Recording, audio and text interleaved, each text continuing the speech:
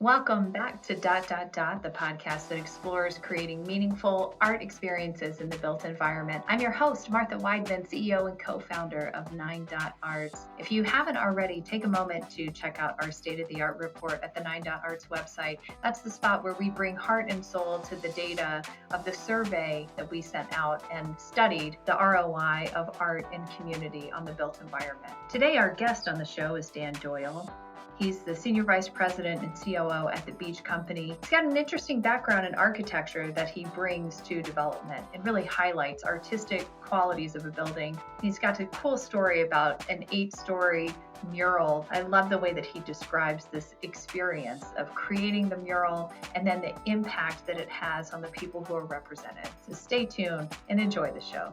All right, everyone. Thanks for joining us today for the podcast, where we discuss creativity, culture, social impact, and how those things can build community in the built environment.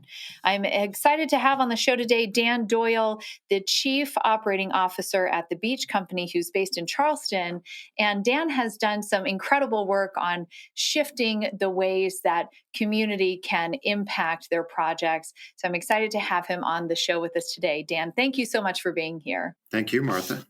So before we get started, why don't you just tell our listeners a little bit more about you, what you do, why it matters, and what you're working on that you're excited about? Certainly.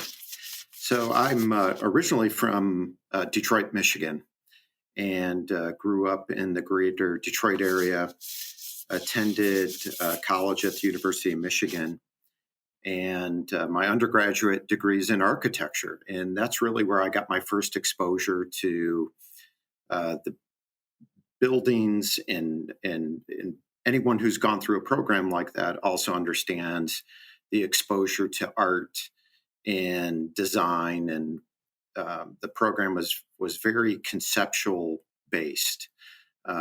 You went through that program. You really didn't know how to build a building, but you knew how to conceptualize a building, and so much of it was centered on art. And so that's really where I got my start in terms of building and real estate. And from there went on to graduate school, got my MBA also at the University of Michigan, and started working in real estate. And 25 plus years later, here we are in Charleston.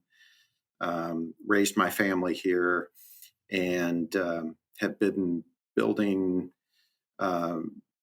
vertical projects for the most part throughout the Southeast over the past 20 years here, since we moved to Charleston.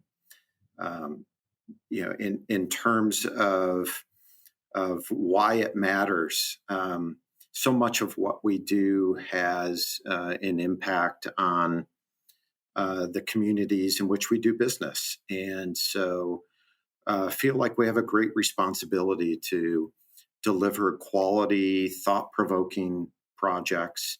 And so much of that now is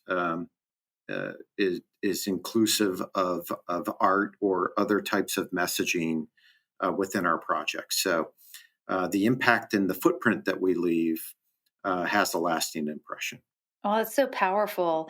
Tell us a little bit more about some of those projects specifically where you felt like you made a big impact. Couple different projects. One is one we recently completed here in Charleston on the Charleston Peninsula. A lot of history to it. And anyone who's been to Charleston knows it's probably one of the most well-preserved cities in the United States, and has a very strict historic preservation ordinance.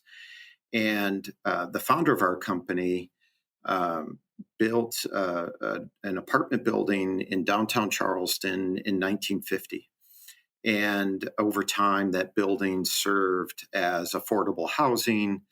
It was really a great opportunity for people to truly be able to live in Charleston. But over time, the building really became physically obsolete.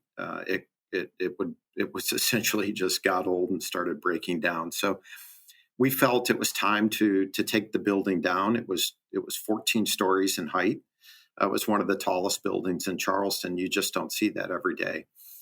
And we were able to come back and redevelop the site and build a new building in its place, one that was probably a little more um, uh, in alignment with the design standards that are in place here in Charleston. We have a very strict board of architectural review. We spent a lot of time and effort in designing a building that reflected, what Charleston is in terms of the timelessness of the design. But even more so on the inside, with our own headquarters are located in this building. And we made it a point to to select all the artwork within the building, both in our office as well as the residential component. That's all local. It's either South Carolina or North Carolina based artists, all original artwork that you'll find throughout the building. Moving on up into the upstate of South Carolina, is a development that we call Canvas, and it consists of canvas lofts and campus tower. And it really created an opportunity to take a early 70s era office building that I'm sure at the time was a great design, but over time kind of had seen better days. And take one of the facades of that building and really do something spectacular, and that is the creation of a 8-story mural on the exterior of that building. Well, that's no small feat. That's a quite a large undertaking. That's right, and so we accomplished that, and it really is a significant and striking piece of public art in downtown Greenville. I'd love to hear more about not only the concept behind it, but the logistics. How long did it take to install that mural? A couple different components there. One was securing the artist, who is an individual named Guido van Helten. And Guido is from Australia, and he's widely known around the world for doing these large mural installations. And it probably took upwards of 2 years to get on his schedule, get him engaged to undertake the project. And just as he was starting, the pandemic hit in March of 2020, which put things on hold somewhat. He came into town. He interviewed different people throughout the community for about 2 weeks. He was able to get started in July of 2020, and it took him about 6 weeks to do the entire project. Wow. So 2 years start to finish, and that's once you found the artist. How long did it take you to find him, and how did you discover this talent? We're visiting Nashville, Tennessee, and we have a couple projects there.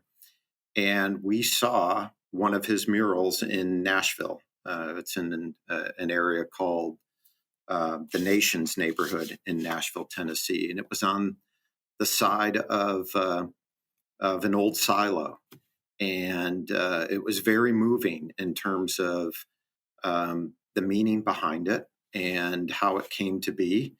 And we felt that is exactly what we needed to see on this building in Greenville. So when you found Guido, you're clearly thinking, wow, we want to do something that's going to be meaningful. And then he came and did some interviews. So tell us how that morphed into the image that you utilized on the building and the process behind that, because that's a pretty fascinating story. Any artist, I'm sure, has their own approach, but his, I think, is unique, but very well intended to make sure that he is able to do the best project for the community and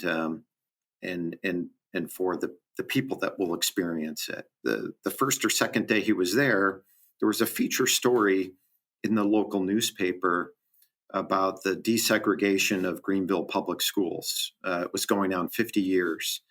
And there were a number of stories throughout the week. And I think that helped to set the tone for what he wanted to do in terms of this artwork, um, and tell the story not only just as what that means to a person or individuals that experience that history, but what does that mean today? What does that mean for um, our our children today, and what message can we deliver to others to show that, how important this historical event was, but at the same time, what does that mean for educating those that come after?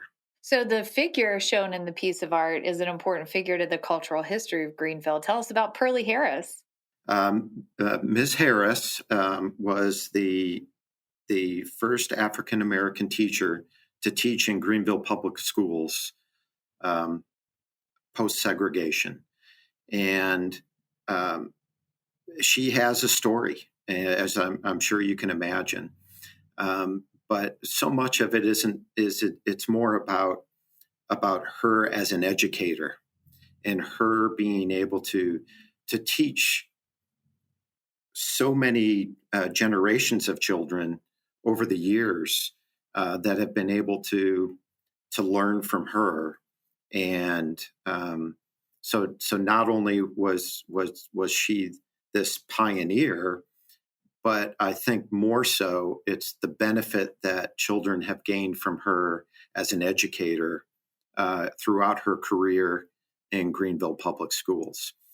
So tell our listeners about what this looks like. So if someone stole this mural off the side of the building and you had to describe it to the police. The best way to describe it is, and this is typical with so much of his work, it is photorealistic.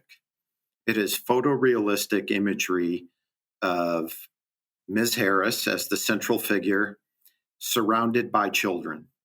And those children are actually students at a local elementary school not far away from the site. And they're looking in different directions.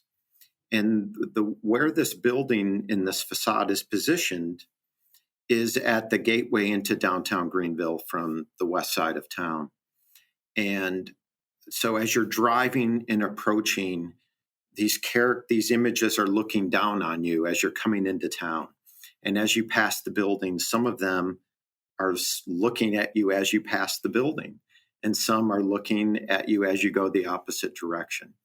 So it's almost as if the children are saying, "We're here, we're real, we're watching you," as to how you go about your life. Remember us as children as we still learn and grow and move from childhood to adult.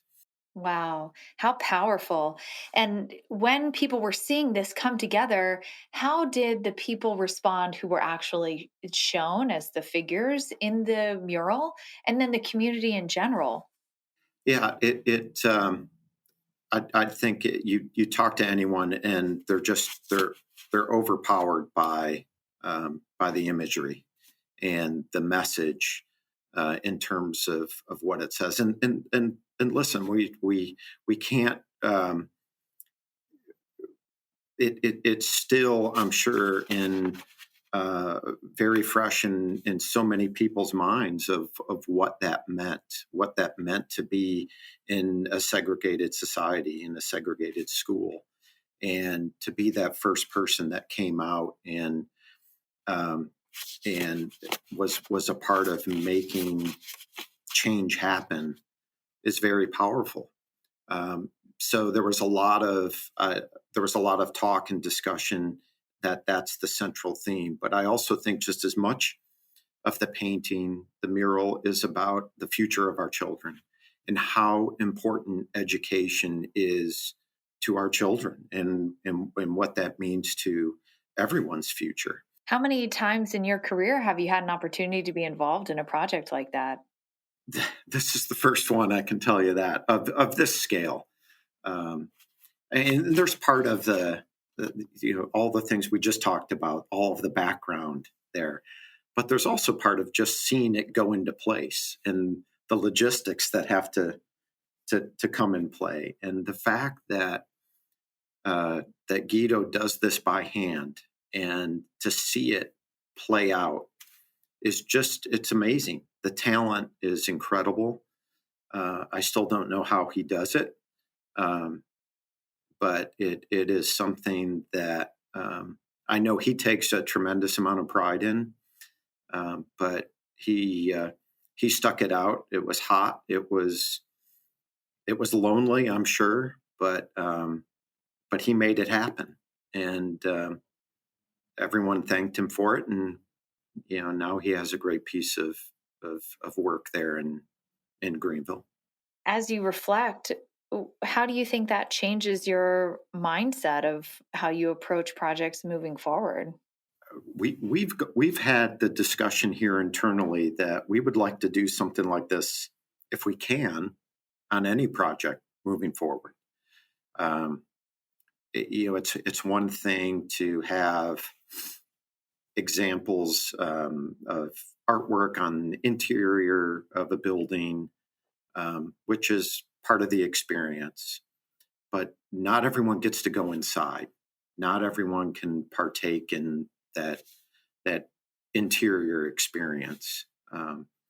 So what does that mean for creating this place on the outside, giving someone reason to come visit and interact and walk around and experience the real estate? And I think what we're seeing is that they really go hand in hand. And you could draw the example of a garden. A landscape designer that's their artwork in terms of designing and developing a formal garden that people can interact with. And then you place a piece of sculpture in there. So, all of those things come together. And so, whether it's a garden in a development, whether it's a fountain, or whether it's a mural on the outside of a building or some other piece of sculpture, it's a way to get people there to interact and hopefully enrich their lives by doing so. Do you have any thoughts around building those large scale plans and integrating art and placemaking and how that feeds into ROI or bottom line? How do you explain this to, your investor group or your investment team on a project when you're saying art and culture is so important? How do you describe that? Well, if you just look at the numbers, that's a difficult task. But if you really look at what's behind it, and at the end of the day, what can be generated as a result of this, that's a whole nother story. And that's really where our job becomes easy. And that is, look, the capital investment up front is oftentimes going to be small in comparison to the brand awareness, the brand recognition that you're going to get, the PR, the publicity, and just the word of mouth. I can't tell you, how much was generated on the Canvas project simply through word of mouth, social media, what have you. And, you can't put a price on that. So, do you have any advice for our listeners who perhaps might be in your shoes? Go back 3 or 4 years, just starting out in concepting around a new vision or a new place. Do you have any technical or empirical advice for considerations around when you should start thinking about art and placemaking and culture? Who should be involved? How to manifest a budget for your pro forma? Do you have any advice for others that might be trying to wrap their heads around getting started? I would say you probably need to start thinking about it at the very beginning. And, for us, this was always something that came at the end. It was always, well, we have an empty space. Why don't we go ahead and fill it with this? whether it's a mural or something else. Not the right approach. Start from the beginning and incorporate that in early in day one. It will result in a much more thoughtful and a, a, a simpler approach versus trying to do it after the fact. In terms of who may be involved, you're going to have a team of consultants, and one of those consultants that we're now utilizing on some of our new projects are art consultants. They are just as important as the landscape designer, the civil, and so forth. Is civil extremely important, but most of the time the things they're doing are out of sight, they're out of mind, they're out of touch with the people that actually experience that space. And so having someone that really understands that last 10% or so of what actually goes into place there is critically important. How much to budget really is going to depend on the project, the type of project. It doesn't have to be a large, extravagant piece to make a difference. It could be something that's very subtle. Post-COVID, I think we're all really excited to emerge from, relative isolation for a period of time and have another cultural experience. Is there one, aside from the ones that you described earlier, is there a personal art experience like a concert or a play or a museum or a piece of architecture you've seen recently that left an impression on you or was especially memorable? I'd really have to think about recently, because I see things all the time. I get the benefit of traveling quite a bit and seeing different examples. I guess we'd call that research in our business. But just thinking back, yes, thinking back though, I mentioned I went to architecture school, and so there's always been this fascination with buildings, and I really look back and to look at some of the early skyscrapers, whether that be in Chicago, which is really the home of the skyscraper. Or my favorite building is the Chrysler Building in Manhattan, and just all the different elements that go into making that so special and really so timeless. Um, uh, those are things that have left a mark on me, and how can we incorporate more of that as we move forward in creating great design. Exciting. Well, I'm going to be in New York, so I can't wait to go by the Chrysler Building. We'll send you a picture of your favorite piece of architecture and be inspired again. Is there anything else that you'd like to share with me or our listeners today as we wrap up? I think you'll see more and more of this convergence of art and design with the built environment. It's people enjoy it, and if people enjoy it, they're going to want to be there. They're going to want to live there. They're going to want to work there. And from a real estate developer's perspective, that's what we're looking for. We create places that hopefully people want to live, they want to work, and they want to be a part of. Well, we can't wait to see what you do next, Dan, and look forward to keeping our eyes on new developments with the Beach Company. If our listeners want to learn more about you and your work, what's the best place to find out more about you? Visit our website, thebeachcompany.com, all spelled out. I'm also on LinkedIn, or you can shoot me an email, Doyle, Doyle, at thebeachcompany.com. Awesome. Well, Dan, thank you so much for being on the show today. It was really thought-provoking to hear those stories, and I think will help the next generation of people creating the built environment learn how to be strategic and thoughtful and create infrastructure that supports not only the building, but the spaces in between the buildings, our communities, and our people and the things that hold us all together. So thank you so much for bringing soul to the projects you're working on, and appreciate your perspective and having you on the show today. Thank you, Dan. Thank you, Martha. Well, thanks for tuning in for today's episode of ... And to keep up with our latest, be sure to subscribe to 9.Arts on YouTube or to ... wherever you get your podcasts. Do you have feedback or ideas for the show? Well, email us at letstalk@9.arts.com. And until next time, on behalf of everyone at 9.Arts, here's wishing you some inspiring art experiences.